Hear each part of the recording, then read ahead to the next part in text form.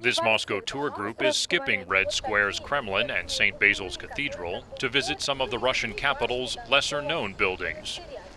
I believe that Russian constructivism, Russian avant-garde are the brightest phenomena in the architecture of Russia. Many people recall the Stalinist style, but forget the avant-garde style. Built after World War II, Moscow's Stalinist buildings that dominate the skyline, known as the Seven Sisters, are iconic and well protected.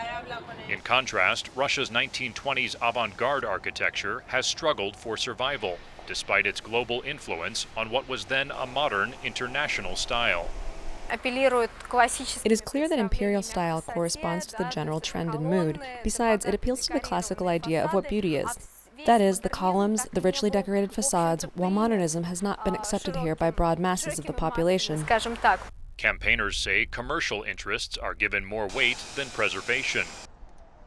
A project to turn the abandoned Soviet Zeal auto factory's avant-garde buildings into part of a luxury complex strikes a balance, say developers. Even on the first stage we have examples of both partial preservation, that's house number 8, then total preservation, that's the kindergarten that I mentioned, and entirely new building like the one that is behind us now.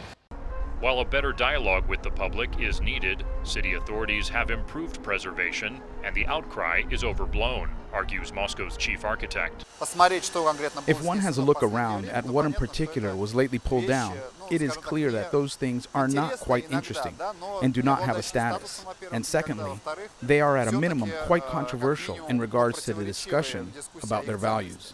But even Muscovites who dislike the Soviet avant-garde style say they want to see it preserved alongside the city's other heritage sites.